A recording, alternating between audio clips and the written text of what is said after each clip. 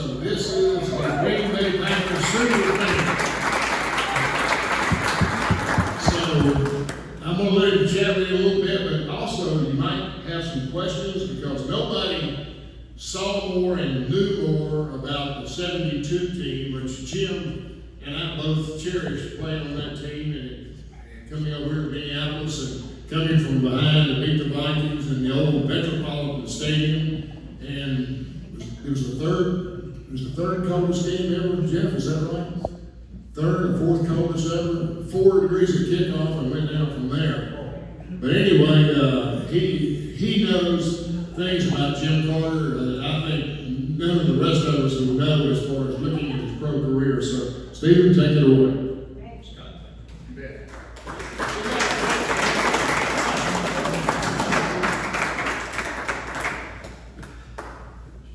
You know, I do have some prepared remarks. Spent weeks I was talking to one of Jim Carter's friends, one of his best friends, Jeff. And Jeff was saying, you know, when you write something important, you write it all out, stream of consciousness, and then you go over and over and you make sure it's right. And I said, I think I can relate because I wrote down my thoughts weeks ago, and my son Adam, who's here, will tell you this, that I thought it was fine first time around. And then I tweaked it. And then I tweaked it, and then I tweaked it, because I just said, I can't believe that when I was 15 years old following the Packers in 1972, 50 plus years later, I'd be standing up here talking about a guy who I loved as a player, and unlike almost everybody here in the room, I never met Jim. I was a fan. So I hope in Scott's wonderful introduction, I can give you some insight into Jim from a fan perspective, and I hope I represent a lot of fans in what I'll share, because it will focus on that season. And by the way, I don't know why I was listed as Packer backer on the program. I mean, Jim Brunzell, I don't know what gave you that idea. Might have been the gold jacket, I don't know. But I'm honored to be here. I'm honored to follow Jeff Wright and Scott Under, two great players from the era I'll talk about. So I kind of said this a moment ago. I honestly did not have to think long and hard about what I wanted to say, because as I'll explain, Jim Carter was one of my all-time favorite players on my all-time favorite Packer team. And it was a team on which he enjoyed, as you may know, the winningest season of his career and the highlight of his professional career with the Packers. And as I said, I hope I represent all Packer fans who remember and appreciate Jim and sharing this with you. All you really need to know about me, by the way, is I have lived my entire life in New Jersey, which I've always been a Packer fan, though, so I know that confuses a lot of people. We won't go into more detail about that. It's just the quick backstory is I adopted the Packers when I was a kid, simply because I didn't want to be like all of my friends who were New York Giants or Jets fans. So I chose a team at the time that I knew very little about, other than that they played far away from New Jersey, somewhere up north on some frozen field in some very small city. And candidly, all of that appealed to me then, and it still does to this day. So about Jim Carter. This is tough. Sorry.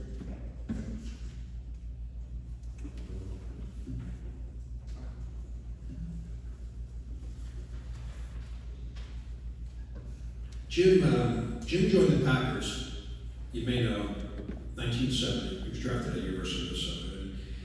Though he played fullback there, the Packers drafted him to play linebacker, and he was given the unenviable task that's come up here already, that he had to replace a Hall of Famer and legend in Green Bay, Ray Nitschke. You also likely know that as a result, Jim was not welcomed by some Packer fans. In fact, they booed him. And I was always disgusted by that, candidly. Sure, that wouldn't surprise you. I hope Jim knew, though, there were millions of Packer fans like me that never did anything but appreciate him. You probably know, too, I think it came up, he spent all 9 years of his NFL career with the Packers. He was a defensive captain, which you may know he was very proud of for 4 of those years, and he made the Pro Bowl once. So, by any measure, he had a great NFL career. He unfortunately, though, enjoyed only 2 winning seasons. out of his 9. And the one of those seasons, only one, resulted in a division championship and a playoff berth. That was 1972. So not surprisingly, Jim shared with his teammates that he always looked back on that 72 season as his very best pro football experience. And it was also mine. So I'd like to try and share with you why Jim and I both felt this way about that special year. So by the end of the 60s, most all of the players from the Greg Lombardi teams were gone. So it was no surprise that in 1970, Jim's rookie year, the Packers won only 6 games. The next year in 71, they were even worse. They won only 4 times. They finished last in the old NFC Central, or as many of you know, was known the Black and Blue Division. So here comes 1972. Jim's entering his 3rd year, and the Packers were predicted by everyone to finish last again. They opened on the road against Cleveland, a playoff team in 71 that would be again in 72, so consequently the Browns were expected to beat Green Bay handily. But the Packers not only pulled a major upset, they beat Cleveland by more than 2 touchdowns. And Jim Carter and the Packer defense were a major reason. That caught a lot of people's attention.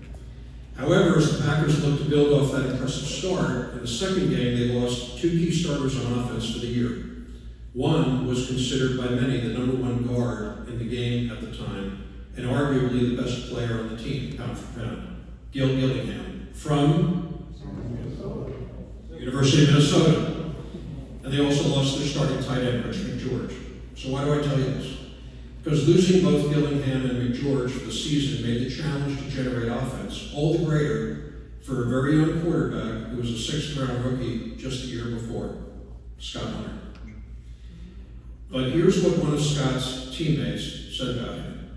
Quote, Hunter wasn't a bullshitter, and he wasn't somebody trying to run the show. He was one of the guys. And it helped to be a quarterback like that. He was a scrapper. He wasn't afraid. That toughness element, back when we played, was a big deal, even with a quarterback, unquote. The teammate that made those comments, Jim Carter. I think pretty significant when the leader of the defense thinks that of the leader of the offense. But the Packers, on the heels of losing those 2 key starters on offense, were now in their 3rd game of the season, hosting the defending Super Bowl champion Dallas Cowboys, a team that in 1972 would go on to the NFC Championship game. They were good. The Packers were therefore expected to lose, and by a lot. Instead, they shocked the entire NFL by upsetting the Cowboys and serving notice to the rest of the league this Packers team might indeed be for real. So a couple of weeks later, in mid-October on Monday Night Football, the Packers faced the Lions in Detroit. The Lions were a team the Packers had beaten only once in their previous 8 tries. With the Lions heavily favored, it was not a surprise when the Packers fell behind 17-0. But Green Bay came roaring all the way back, and on the strength of an exhilarating last-minute touchdown pass from Scott Hunter that I watched on my little TV and jumped up and down about, they pulled another stunning upset to beat Detroit by a point. So the Packers' amazing run would continue. In November, they played yet another playoff team that would make the playoffs in 72, the San Francisco 49ers. San Francisco was fully expected to beat Green Bay with a win that day, but the Packers, you might guess it by the theme, Packers pulled another upset, an extraordinary one, and they beat the 49ers by 10. So they're rolling.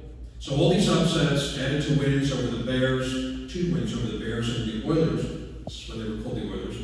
It led the Packers to a 7-4 record, and it's now early December. And they square off in Green Bay with the Lions, who were also 7-4.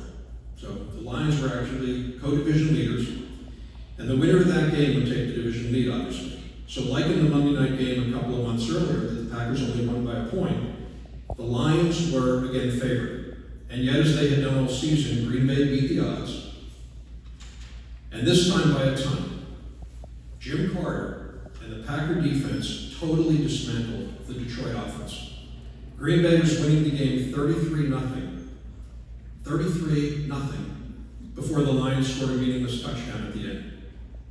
So that set up a following week, an opportunity to clinch the division, but they had to beat the mighty Minnesota Vikings.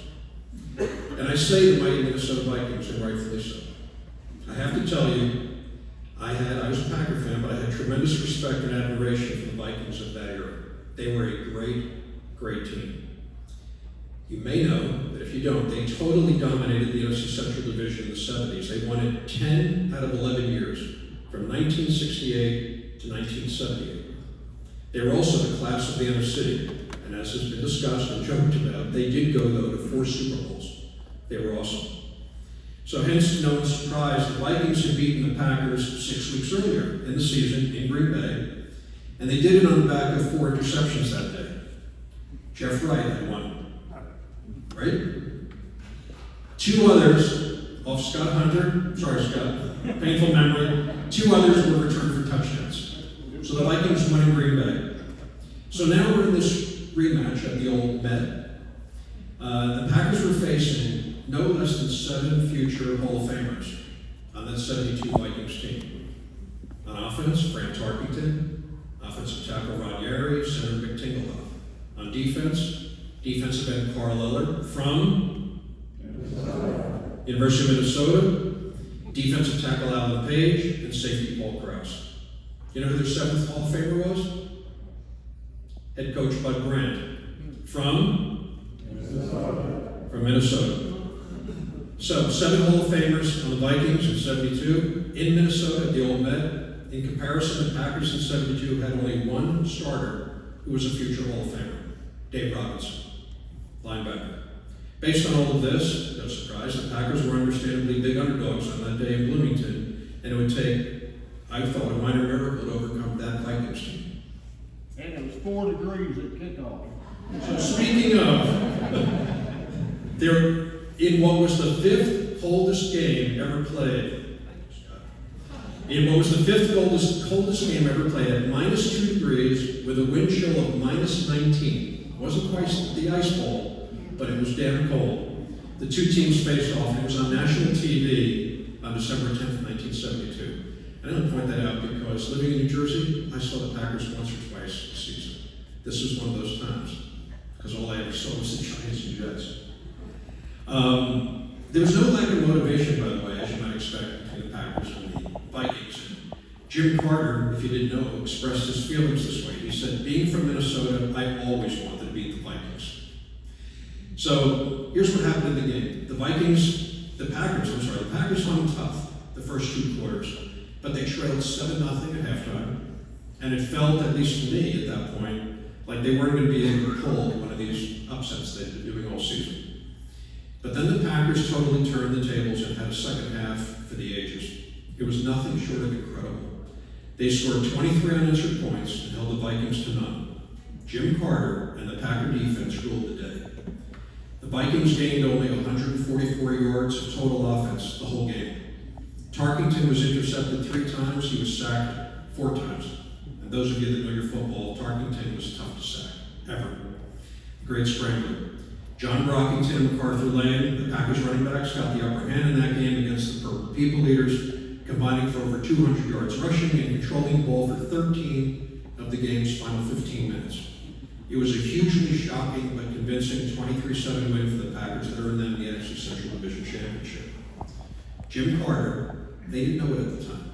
Right? We're sitting here all these years later, but Jim Carter and Scott Hunter and their teammates played what would end up being the greatest game of the greatest season of their lives. In fact, that ended up being, actually, this is not meant as a joke, because it's painful for me to share, but that ended up being the most significant and impressive regular season win for the Packers for the next 20 years. 20 years. That was the best, most impressive win that they could hang their hats on. And as I said, I watched that Packers-Vikings game as a 15-year-old on my 9-inch color TV. I'll never forget it. And I had no idea at that time that game would end up becoming the most favorite regular season Packers win I ever watched to this day. The Packers' final record in 1972 was 10-4. Remember, they had only won 4 games the year before. They shocked the NFL, and it was a turnaround that no one could have predicted. That turnaround and all the upsets it included was fueled more than anything by 2 major factors. One, that they had Brockington and Lane, who ended up becoming as good as any pair of running backs in the league that year. That wasn't a big surprise. What was a big surprise was that the Packers ended up having a great defense. Not a very good one, a great one. The old adage is that defense wins championships. I don't need to tell that to all of the football players in the room. In 1972, the Packers had a defense good enough to win the Super Bowl with. The Miami Dolphins had the only perfect season in NFL history that year, and they won it all. And as expected, they did it leading the NFL in defense. But guess what team had the number 2 defense in the NFL in 1972? It was the Packers. And the Packers were actually number 1 defense in the entire NFL against the run, giving up the lowest average yards per attempt in the entire league. All 11 players on that great Packers defense deserved credit for those outstanding rankings, but none more so than the man in the middle of it all, Jim Carter. Jim was so good in 1972 that he was formally recognized as the second best middle linebacker in the entire National Football Conference, behind only a middle linebacker most considered the best in the history of the game, Dick Butkus. Scott Hunter said this about Jim: he was the perfect middle linebacker for our 72 team and defense. Tough, smart, a leader on the field and in the locker room, a great guy and teammate. And I'm guessing, from what I've heard so far, that just every single one of his Minnesota teammates would say the same thing. Considering all that team and he individually accomplished in 72, it's no wonder why Jim always looked back on that season as his very best pro football experience. Since the early 90s, the Packers obviously have enjoyed mostly winning seasons, as you know, many division championships and won a couple of Super Bowls along the way. Yet, like Jim, I've always looked back on that 72 team this season as my all-time favorite. 2 years ago marked the 50th anniversary of that 72 team, and I thought they should be remembered and celebrated. So I first raised the idea with Scott Hunter, seeing if the players themselves might arrange a 50-year reunion, celebrate their best season together. But there were various challenges and complications that prevented that from becoming a reality. So then I appealed to Cliff Crystal. I expect you might know, but Cliff is the official historian of the Packers. And I also appealed to Aaron Poppy. He's the Packers Director of Public Affairs. And I've known both of them for a number of years. And while empathetic, they explained to me that the Packers only celebrate their NFL championship and Super Bowl teams. I was undeterred. I reached out to the Green Bay Press Gazette. That's the paper in Green Bay. And I engaged a guy by the name of Rich Ryman. He's one of the lead Packer writers. He admitted he knew little about that 72 team and season, no surprise, but he was willing to listen. So I made a long and detailed case to him, and he was sold. It's really what I just shared with all of you. He not only agreed to write an article, but he agreed to research further what I shared with him. He agreed to interview players from that team, including Jim, and record videos. And I thought he did a masterful job. So in October of 2022, that article was published. And it was actually the lead story on the front page that day, the Green Bay Press Gazette. And if any of you haven't seen it, I'd be happy to send it to you. But Jim was quoted several times in it, and he was in one of the accompanying videos if you haven't seen it. I passed that article on to Jim and a number of his teammates just to ensure they all saw it. And Jim made my day when he responded to me by email and letting me know how much he appreciated my efforts in getting that article published about 50-year team. And in his email, he said, "Steve, excellent job. Thanks for being vigilant and getting it to print." That meant the world to me. Jim Carter telling me.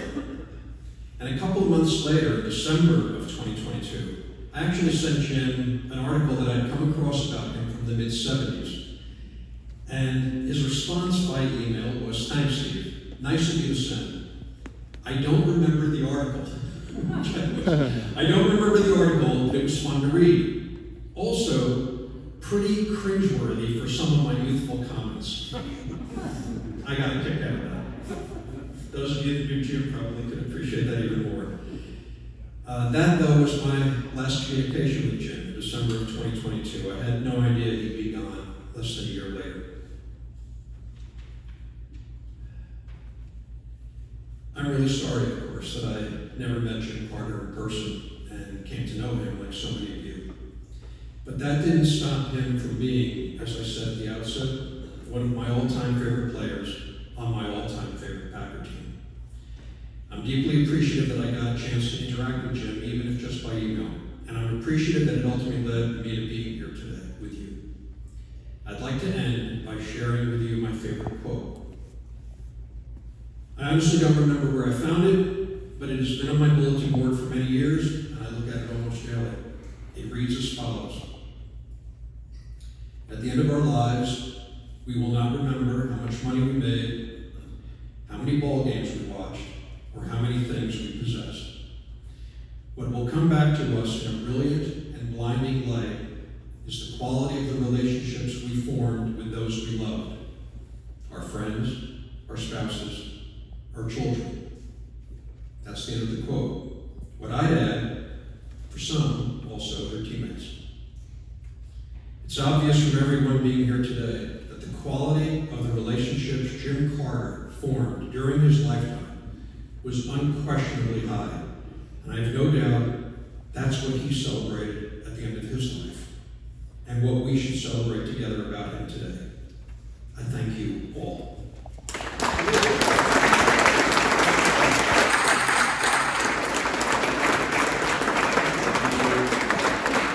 Thank you.